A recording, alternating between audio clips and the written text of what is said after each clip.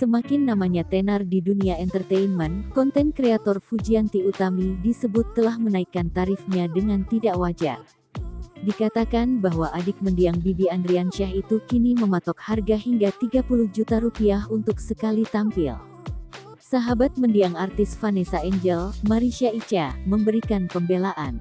Dilansir kanal YouTube Seleb Oncom News, Rabu, tanggal 19 Januari tahun 2022, Marisha Icha menilai sikap Fuji adalah sesuatu yang normal. Apalagi mengingat kepopuleran gadis 19 tahun itu yang kini meroket dengan cepat.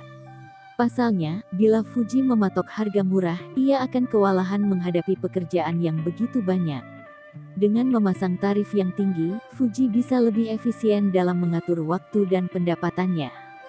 Marisha Icha pun enteng mempersilahkan pihak-pihak yang mampu untuk mengundang Fuji, dan tidak menghalangi yang berkeberatan untuk mundur. Menurut aku wajar ya, mau ini benar atau tidak, kata Marisha Icha. Ditarifkan harga mahal kalau mau syukur, enggak ya sudah. Pengusaha tambang nikel itu pun membeberkan jumlah AdSense dari YouTube yang bisa mencapai puluhan bahkan ratusan juta. Apalagi jika kanal tersebut kedatangan Fuji yang menarik minat penonton dan mendatangkan pundi-pundi pendapatan. AdSense di YouTube itu, 1,8 juta view saja, masuk 25 juta rupiah, sebut Marisha Icha.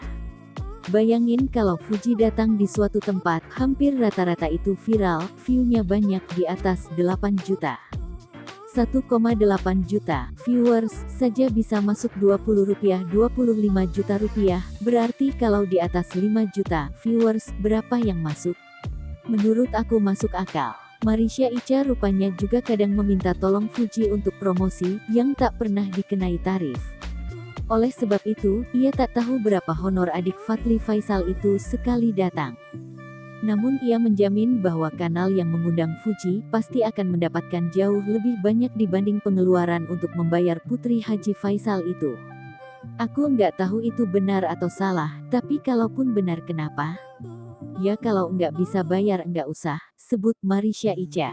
Coba ditanya, orang yang panggil Fuji rata-rata, jujur deh, balik modal enggak? Pasti balik modal.